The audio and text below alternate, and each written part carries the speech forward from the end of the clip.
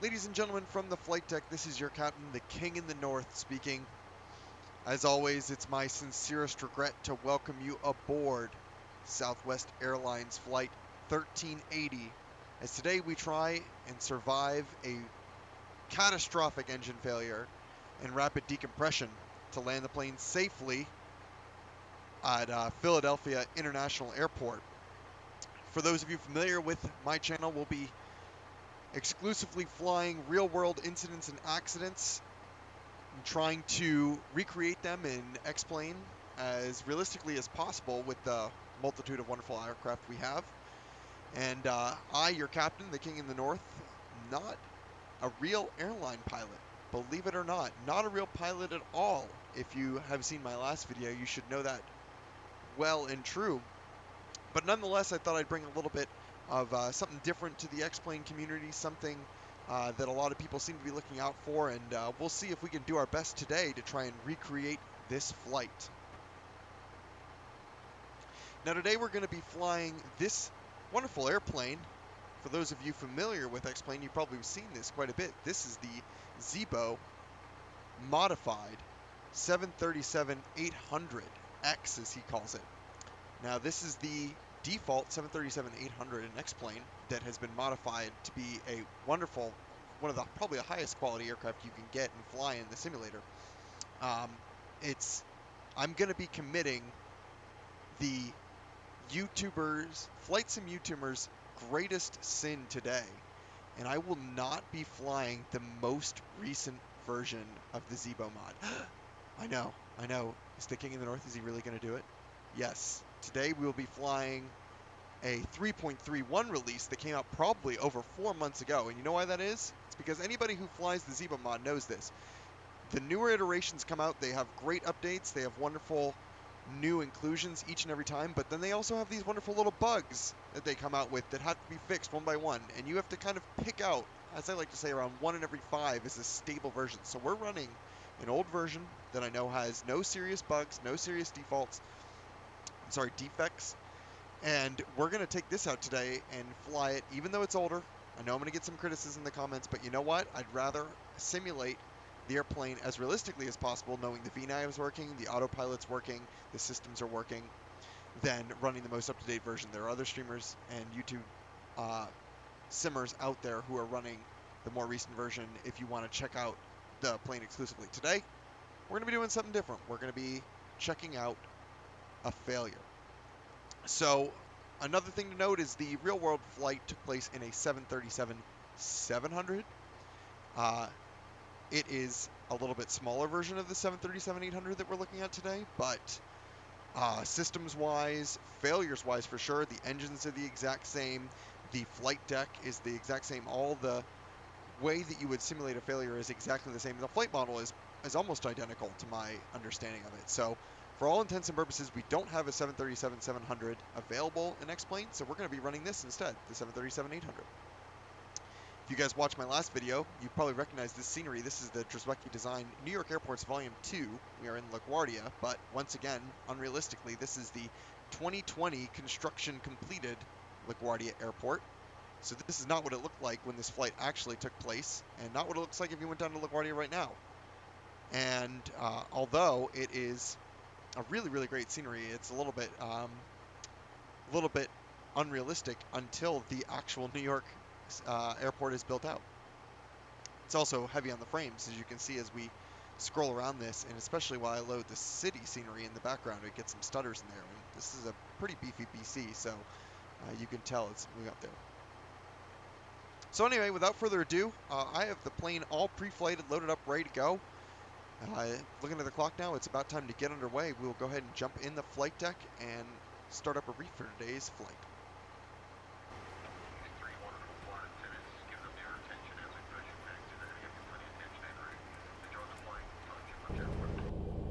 Okay, so here we are in the flight deck for today's flight. I have everything ready to go, pre-flighted. We have our flight plan already programmed in. This will take us all the way down to Dallas. Of course, we will not make it there. I have our takeoff performance already set. Plane is all loaded up and we're ready to push back. I didn't go over this in my last video, but I will cover it a little bit since we are going over systems. I just want to go over a little bit about how to get the 737 started. The plenty of great tutorials on YouTube, and I'll try and link them at the end of this video for them, some of those included for those of you interested. But we'll go over some basic information since we're going to be discussing the systems of this plane in a little bit more detail later. So as you can see, we have our flight plan already entered in. We have our glare shield autopilot panel already programmed with our cruising altitude, our takeoff speed and heading. We're going to come up to the overhead, and you can see that we need our yaw damper on. I'm going to go ahead and get all of our fuel pumps on. We had one on while we're running our auxiliary power unit, and since we have a long flight today, supposedly, we're going to have fuel in our center tanks. We'll turn those on as well. We'll come over here. We have our window heats on. We're going to leave our probe heats off until we're ready to taxi. We'll go ahead and get our electric hydraulic pumps left side, right side on. You can see our pressurization panel is already set to flight level 380 for cruise, and our packs are currently on auto with the APU bleed running. We're going to turn that off for engine start. Everything else looks ready to go. We can see all of our doors and hatches are closed, as our push card already told us, although I think I'm probably missing that now. We're going to get our anti-collision light on to let them know we're about to move. And the flight attendants will come back here as I experience those stutters and close this door for us to let us know we're ready to push.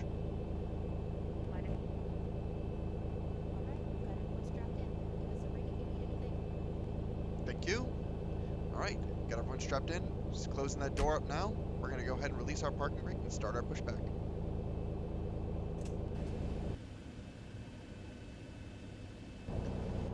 Alright, so we'll come back up here for engine start now. We're going to go ahead and turn those packs off to let the pressure flow to the engines to get them spooling to start up. You'll see our pressure actually drop here, but that's part of the automated systems in the next generation 737. We'll get our igniters over to both, because why not, and we'll start our number 2 engine, turn that over to ground. And you'll see that our N2 will start to rise. When that gets to about 25%, we'll go ahead and add fuel. Check to make sure your seatbelts are securely fastened, seat backs and tray tables are in their full upright and locked position. There's 25%. We'll go ahead and add our fuel. You see our fuel flow is now coming up, and our engine temperature is starting to rise, as well as our N1. Good start.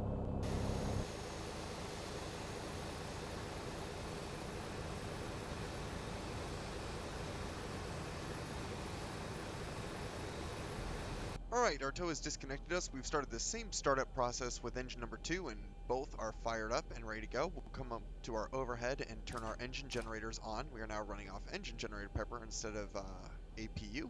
We'll go ahead and turn our packs back on to provide air conditioning and pressurization back. We'll turn our APU bleed off, so now only that bleed air pressure is coming from the engines and not our auxiliary power unit.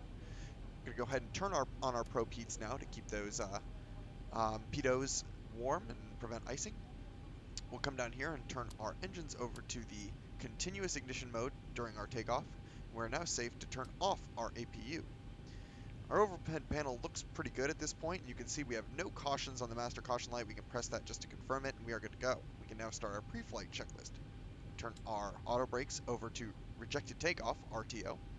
Come to our systems panel, and before we do that, let me go ahead and set flaps 5 for takeoff. 5 is the standard and what we programmed into our FMC today.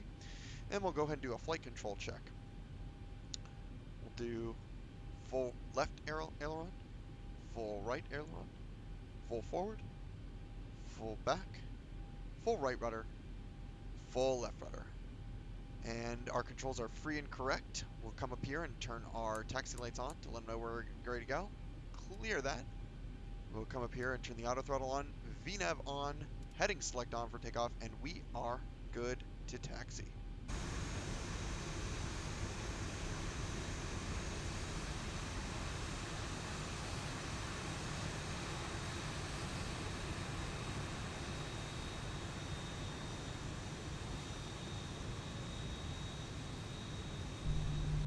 Alright, we got a short taxi over to runway 31 today.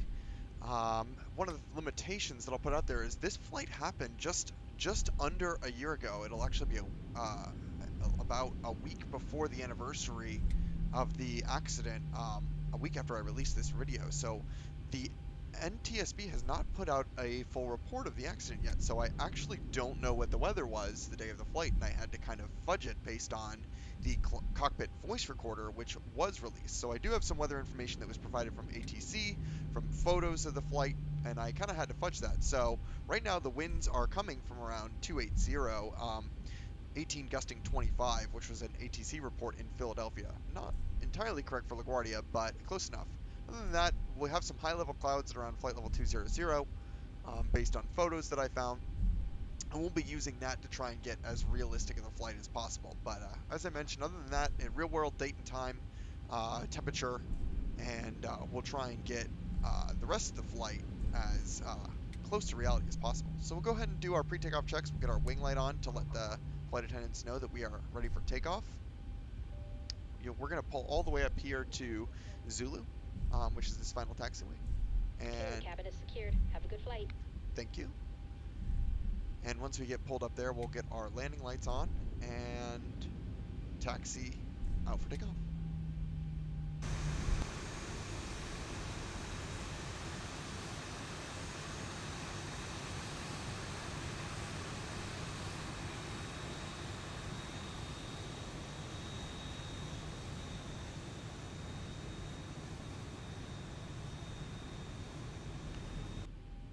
Alright, so we're all lined up and ready to go on runway 31. We're going to go ahead and set our chronometer so we can get an accurate recording of today's flight. It is a long flight and a full flight, heavy flight, lots of fuel, lots of passengers. So we're going to do our best to maximize our takeoff on the runway. Just slight derated takeoff, 96.7% power, and we'll get on our way. So we have our lights set, we have our auto brake set, rejected takeoff, flap set 5, speed brake detent.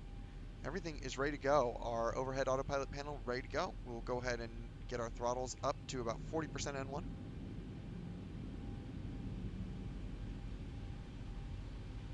Engines are stable. We'll engage takeoff go-around thrust. Slight nose down pressure to get that nose wheel steering. There we go. Engines up and in the green. Looks like engines are set 94.1. That's a Zibo error, but overall, I'm happy with that. 80 knots cross-checked. Turn slightly in the wind. We can move that nose wheel power. We're controlling rudder only.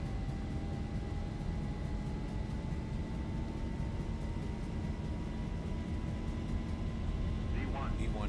Rotate. Rotate. Very slow rotation. Make sure we don't tail strike on this bad boy. There we go. Through the deadband. Positive rate. Positive rate. Gear is coming up. Onto the flight directors. Go ahead and trim for speed now. 400. 400 feet checks. Wait to 1,000 feet to start our turn on course. Get a beautiful view of the city over there as my PC struggles to load in all of those scenery objects, thanks Drzewiecki design, but beautiful nonetheless. Alright, we'll get up on our flight director now. 1,000. There we go. Flight director should come down. We'll start bringing our flaps up, which we will do now. Real quick, we'll come up here and we will bring our retractable lights in and our taxi light off. We're going to move our gear down to the off position and move the hydraulic power and take our auto brakes off. There we go. Speed's coming up. We want to trim just a little bit and bring our flaps all the way in. You can see on the flap indicator they are retracting now. I'm going to go ahead and set our heading to proceed on course to that around 270 heading you see there. Our flight director should tell us to follow that. We'll just follow that on our primary flight display.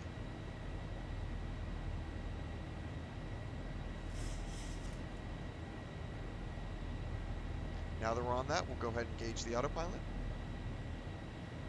Beautiful. Right on course. Beautiful flight out.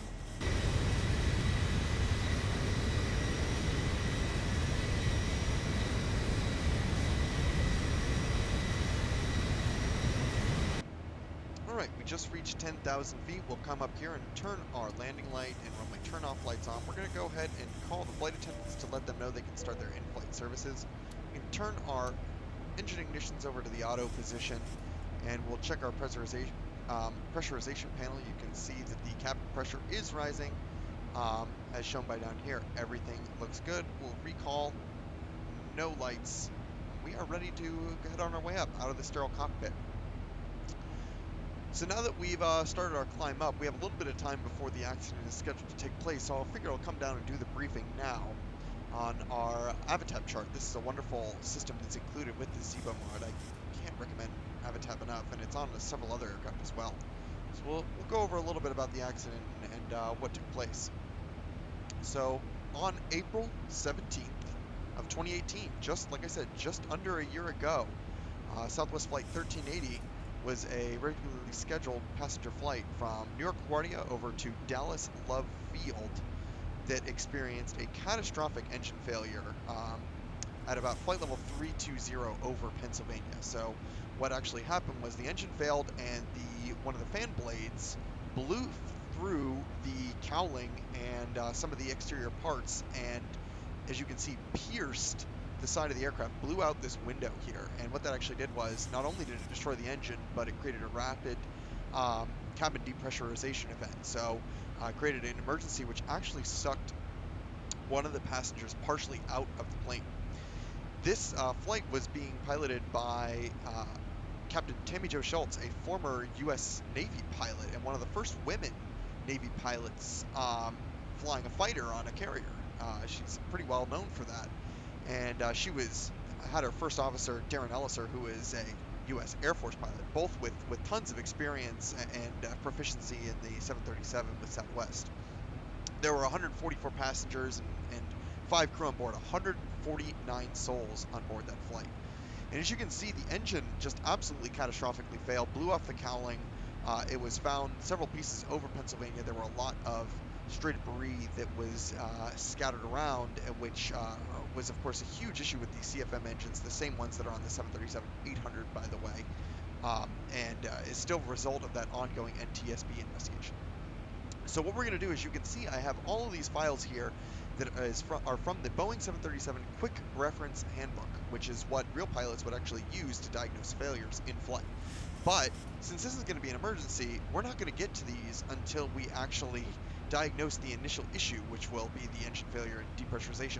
And I say that, we're not expecting it, and Tammy and Darren didn't know that it was going to happen either. But what they did have with their training was a set of experiences to know exactly what to do and diagnose the first steps. So that's what we're going to try and mimic today. As I said, not a real-world pilot flying this plane. I am just an amateur who likes to fly fake planes on his computer in the safety of his own home. So we're going to do our best to try and mimic this and see how well we do it. So the first course of action you're going to do is, with a rapid cabin depressurization, we're going to have this altitude horn come on. And we'll check up here to check what the pressurization is, and this dial will come all the way to 0, indicating that the cabin and actually, I think it's, let me show you with this view, the cabin altitude is going to dip down to 0, and the differential pressure will definitely dip down to 0. And that's going to indicate that we have a rapid depressurization that's uncontrollable. We can't do anything about that. So our main priority is going to be descending down to a safe altitude, which the Quick Reference Handbook describes as 10,000 feet at the least. You can see we've reached flight level 180, the transition altitude here in the United States. So we're going to set our altimeter to standard, 29902. So that's going to be our first priority. We're going to get that altitude horn, and we're going to literally pull the throttles back, pull out our speed brake to this flight detent, and dive to 10,000 will be what we're aiming for. At the same time, we're going to be having our engine failure, which we'll be able to diagnose by this N1 drop down to negligible numbers. It'll be easy to determine. You see the EGT possibly drop too. Now, this is another thing. I don't have the reports, so I don't know if there was an actual fire indicated on Southwest 1380. But today we're not going to be simulating that. It's only going to be an engine failure, because so far as I can see in the reports, there was no fire, just a failure. So with that initial action, what we're going to do is we're going to first disengage our auto throttle, make sure, of course, our auto throttle's not pushing. We're going to pull back our effective engine. In this case, it will be the number 1 engine, the captain's side engine. This engine, in fact. We're going to disengage the auto throttle, pull the throttle back, and then we're going to evaluate our N1. If our N1 is spooling and is still relatively high, that means the engine might just have flamed out. It indicates that it's possibly just the result of a fuel contamination issue or possibly some debris that was ingested, like the famous ash cases that sometimes come in the engines, in which case a relight is possible. However, most likely in this case, that N1 value will be near zero or very low, which indicates it was a catastrophic failure. The engine is not able to be restarted, in which case we will cut off the fuel. This will prevent any fire from pursuing. And then we will go to our quick reference handbook procedure for the engine failure and diversion. That's exactly the procedure we're going to be taking today. So like I said, what we'll be doing is the event actually occurred right around flight level 310 or so on the initial climb. And at that point, we will go through those quick actions to diagnose the issues. We will probably start our dive immediately down, turn towards Philadelphia, and then work through our checklists on today's emergency.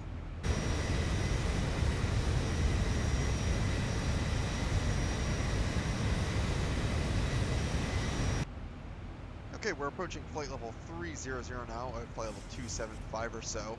This is about the time they'd be climbing out. And you can see I got our moving map down here. We're right in between Allentown and Harrisburg, Pennsylvania, which I don't have the diagram on here, but they found the debris right around Lebanon, Harrisburg area of Pennsylvania. So we're right on track of where the accident happened. I'm going to go back to the charts just so we have that ready. And, you know, it's funny, right around this time, I was reading through the quick reference handbook, or my apologies, I was reading through the cockpit voice recorder transcript for this flight, which is available. And, you know, they're discussing peanuts. I have to see if I can find exactly what it is, but they're having a handoff from the air traffic controllers. And Tammy Joe just kind of turns back and says, "Oh yeah, we need to go back to the flight attendants and ask for peanuts." They have absolutely no clue that this accident is going to happen, and that's one of the hardest things about mimicking these in-flight failures is the unpreparedness. You know, I'm just sitting here at the desk. I'm preparing these failures. I know exactly what's going to happen, and it's hard for me to really illustrate that feeling of unknown. You know, these pilots are doing this every single day for years, you know, sometimes decades without any incident happening, and here I am prepared for all the failures in the world to happen. So I'm trying to kind of recreate that now, but it's going to be very difficult. The other thing I wanted to point out a little bit as I'm going over this cockpit voice recorder is I've read quite a few accident reports and history reports of some of the incidents that have gone on inside the cockpit, and you know, of many different aircraft. And I think compared to especially the Miracle on the Hudson, there's something called crew resource management in that while you're reading that cockpit voice recorder transcript between Sully and Skiles, they have such professionalism and work through the books in terms of diagnosing that emergency. They did everything incredibly fluidly and prepared. This one, you know, there's a lot of noise that was cut out because of the depressurization and the fact that the captain was wearing an oxygen mask until they got to the safe altitude. But, you know, there seemed to be a lot of confusion both between Tammy and Darren in the flight deck and with the air traffic controllers. There seemed, you know, of course they did a great job landing the plane, and you could tell they went through their flows expertly, but I think they were a little bit more affected by the pressure of the emergency than maybe Sully and Skiles were when landing on the Hudson. And we, you know, are easy to criticize them for the emergency, you know, kind of action of landing your plane on a river, but I think after going through this cockpit voice recorder transcript, it's a little bit more of a extreme case of seeing some pilots under pressure. You know, it's something that's hard to quantify in these emergency scenarios, and really get to see it.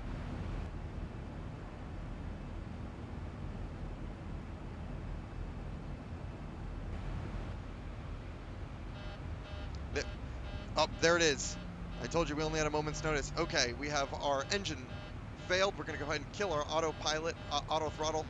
There we go. We have the autopilot disconnected. We're going to pull back both throttles now. We got that cabin altitude warning, so we need to get down. Now, in reality, what we do is we'd be pulling out our oxygen mask right here, down here at the bottom left, but that is not modeled as I mentioned. And we can tell, look at that N1, 1.2, that is a catastrophic failure. We're going to call up ATC. We're going to watch our airspeed now. We got to trim.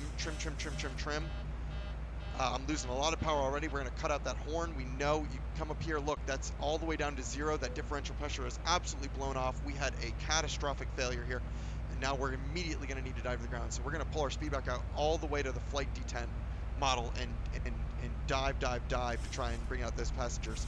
Now we would have put on our oxygen mask already to prevent a lot of the issues that we could have with hypoxia. And I actually had to turn off X-Plane's default hypoxia because I tested this flight once previously and found that I blacked out. I couldn't see the cockpit and I crashed the plane.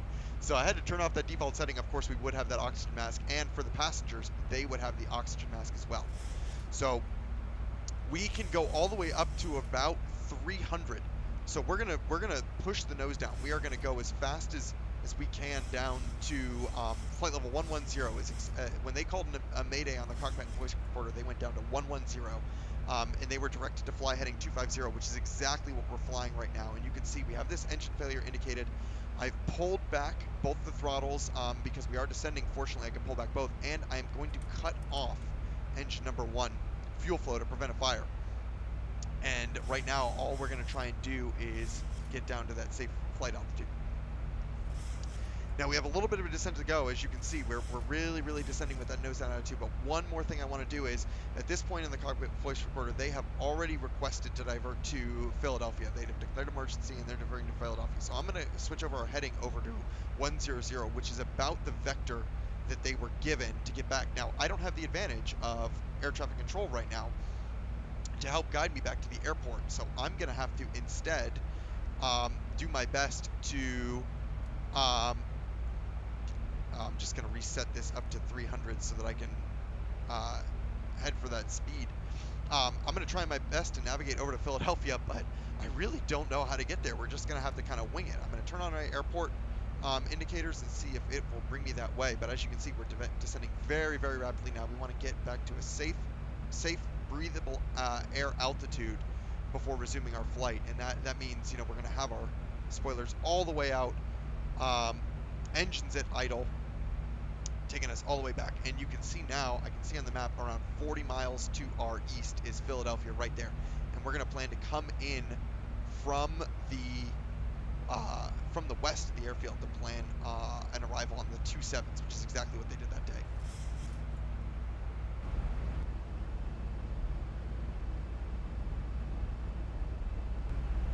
All right, we're just about to level off here at 11,000 feet. We are going to go ahead and bring in our spoilers now.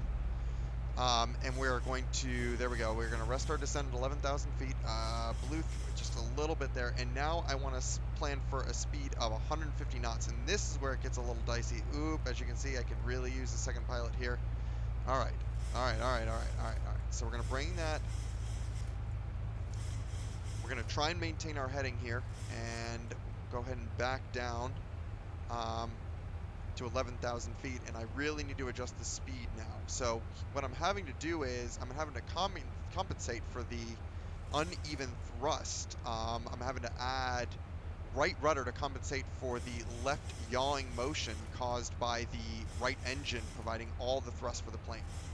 So I'm going to just try and follow the flight director here and keep that speed steady. As you can see, I'm probably going to have to aim for 85-90% N1 to keep us even. And once we're stabilized at 11,000 or so, I'm going to reactivate the autopilot, which I'm going to do now. And it should bring us back on course. Whoops, I got an autopilot number 2. Whoops. There we go. Control wheel steering is activated. I got to disconnect that. Thank you. Let's get back on course. Get back up to altitude. Okay. All right. We're good. We're peachy. We're okay.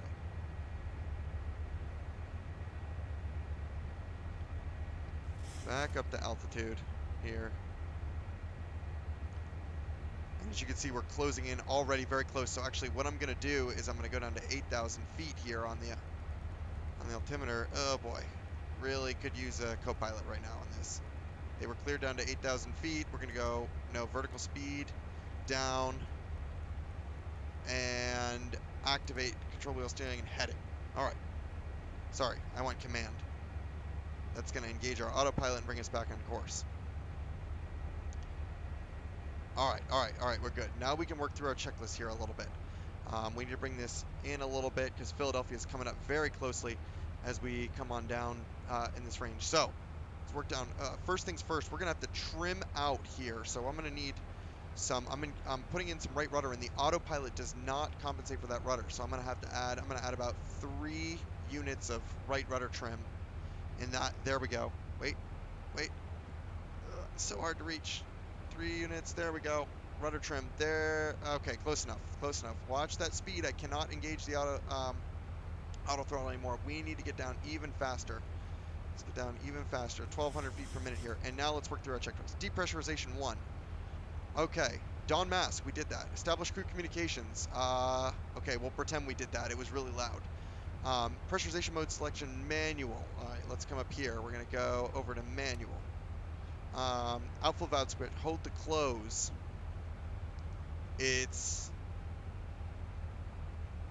Yeah, I think it's already done. If cabin altitude is uncontrollable, yeah, probably should have gone to that first. Passenger signs were on. Passenger oxygen switch. I don't know where that is. Hopefully it's on. They would have deployed automatically. We are not controllable, so we're going to go to the next page. Emergency descent. We did all of this without delay. 10,000 feet or lowest safe altitude. That one.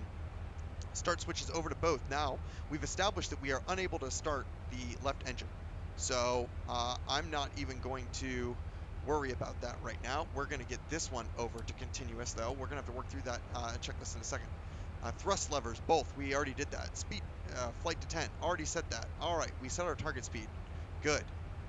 When approaching flight level, we did that, and we're about to do that now. Slowly bring in the speed brake. We did that. Crew oxygen regulators normal. We did that. Start switches still open.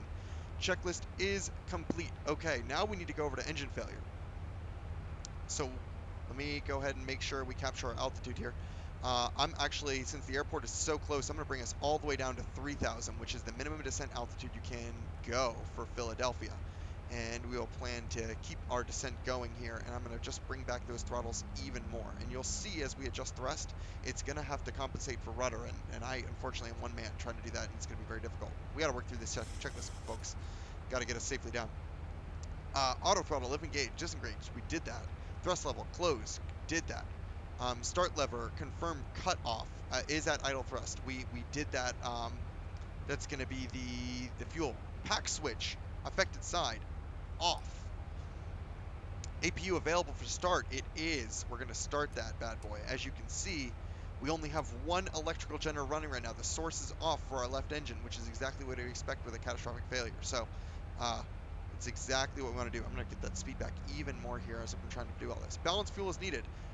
Fuel, it is balanced. Fortunately, we have fuel in the center tank. It's going to be making for a very heavy landing today. Transponder mode, select TA only. That's to make sure that it doesn't tell us to climb if there's any traffic in the way. There is no traffic right now, so I'm not too worried about that, but we'll do it anyway. Oh boy, it's loading in our Philadelphia scenery. There we go. Isolation valve switch, verify auto. It is on auto. It's going to ensure we have pressure. Next checklist page. Restart may be attempted. If there is N1 rotation, there is not. We're going to have to go to the one engine in-op landing checklist. We'll go ahead and go over to that now. This is the restart page.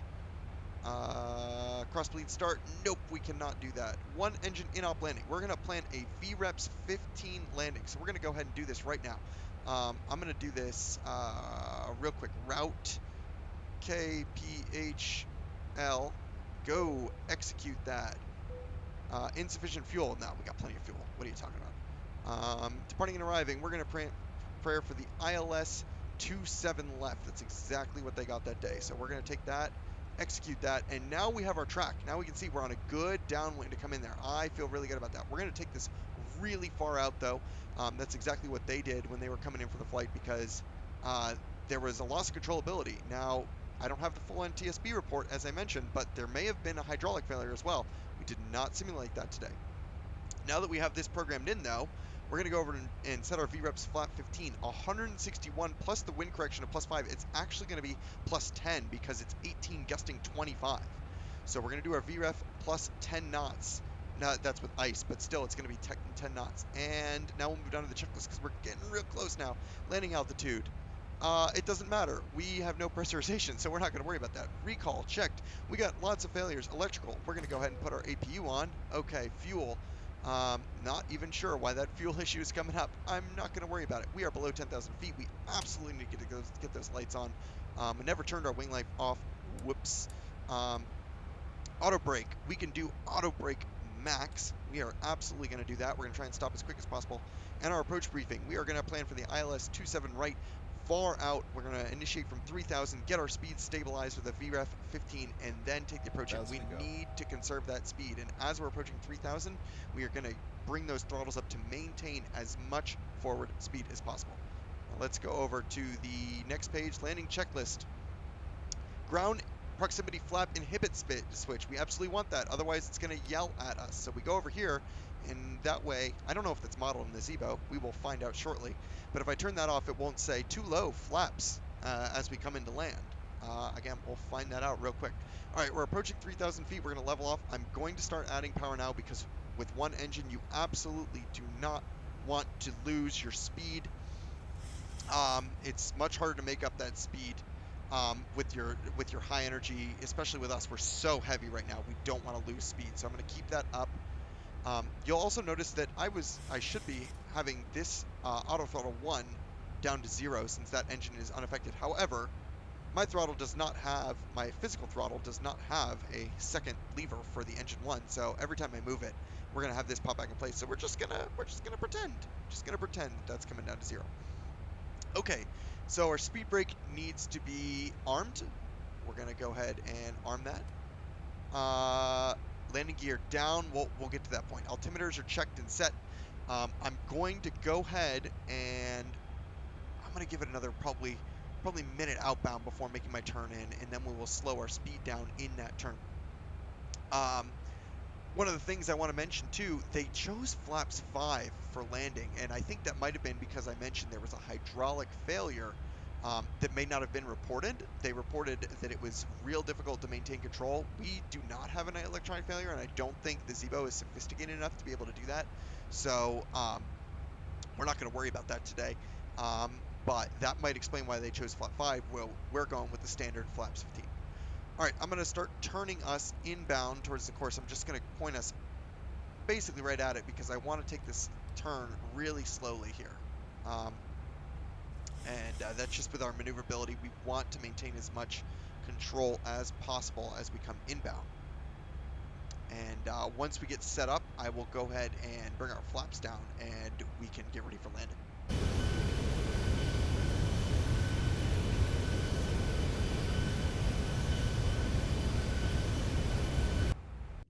All right, we're approaching the final approach fix here on the ILS. I'm going to start bringing that speed back to our reference speed. I'm going to bring it back first to 200, and I'm going to bring out our first leading edge flaps. As you can see, our reference speed is going to be 161 knots plus 10, so we're going to aim for 171 knots coming in for landing. And we pretty much want to be at that speed by the time we get to the initial approach fix, Bestie, here at 3,000. And it is coming up quick. Let me bring that speed in. As you can see, we also have our moving map over here up on Navigraph. This is awesome, by the way. Side note. And you can see our flight coming in on this initial fix for 27 left. Here's the airport. 27 left is the longest runway at Philadelphia and the one they chose that day. Speed's coming down. We're going to go ahead and select flaps 2. Again, watching that speed as conservatively as possible. We don't want to bleed off too much because the more we bleed off, the more control we lose. All right, ooh, I'm glad I checked that. I'm going to set, there we go. Now you can see we have the ILS captured. All right, we're going to bring that speed all the way back to our ref speed. 171 is our target for today. Flaps 5. There we go. Watch that speed. We don't want to lose too much. Don't want to lose too much here. Watch that carefully. I'm going to go ahead and turn us in a little bit as the wind is pushing us. Thank God for auto throttle or autopilot here. Better than my co-pilot. All right, we're bleeding off that speed real quick. Really got to watch and be careful now. Get that speed up. We're going to have to correct some rudder movements in here once I get the autopilot off. One thing at a time. Just got to play it safe. All right, there we go. Where's our reference speed? We're going to go full flaps. Now, what I'm going to do, I'm not going to go flaps 15 yet. I'm going to wait until this glide slope comes down, and we're going to match that glide slope coming down with the speed so that we're not having too big of throttle movements. There we go. Our localizer's coming in, so I'm going to go ahead and hit VOR loc. It should capture that. You can see it's really, really fighting right now with that right. I'm going to add a little bit more rudder trim in to help correct that aileron movement.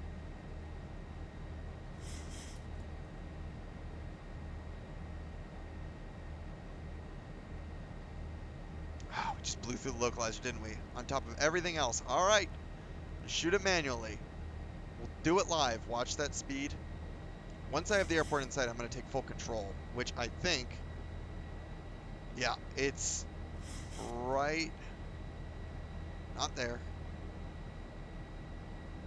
but in that direction. Oh, is that it? Nope.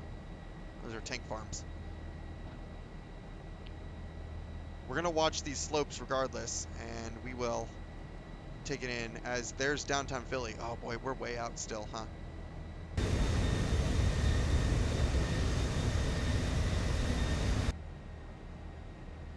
All right, here's our glide slope coming down. So I'm gonna, as we capture that, I'm gonna bring back the power, and we're pretty much going now. So I'm actually going to disconnect the autopilot. You can see straight, oh God, it's loading in the city. Straight ahead, there's the field. There's our runway right there, and we're right on the glide slope. So I'm gonna go ahead and disconnect the autopilot. Perfect. Ooh boy, okay. We'll really put that in. And now that we go down, now right as we capture that glide slope, I'm gonna go ahead and put in our flaps. And that should be the best way to preserve that momentum. Watch that speed. We don't want to get too low. There we go. Flaps 15, down, confirm set. Oh, and you know what I need to do? Get that gear down. That'll really help us control our speed.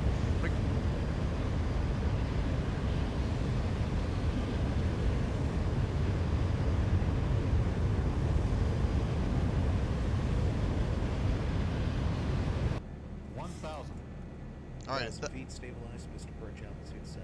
All right, we're 1,000 feet above. We're stabilized. We're going to just do our final landing checklist. We have our flaps 15 down, confirmed and indicated. We have our gear down, 3 green and indicated. Auto brake max set. Our speed brake is armed, green light. We have our lights on, except for our taxi light, which I think I forgot. And we are cleared to land. Now, I'm still having to put a lot of right rudder in. Our speed's under control. We're coming in a little cockeyed as we're trying to compensate for both the gusting winds and for the asymmetrical thrust, but I think we're pretty much in the clear. We're as good as we're going to get. Let's see how well we can land this plane. We've got 149 souls on board. Injuries. God knows how people are handling the asphyxiation from the cabin altitude. We're doing our best just to get it on the ground. We'll have emergency services meeting us. All we have to do is get stopped. Let's make it down safely. 100. 50. 40. 30. Adjust the rudder, power down. 10. Rudder. Perfect. Now we can do idle reverse. Just idle reverse. We don't want too much asymmetric. We got full auto brakes max going on here. Decel confirmed. Reversers out. 80 knots. 80 knots. Reversers going clean. We're going to stop right here on the runway and let emergency services come right up.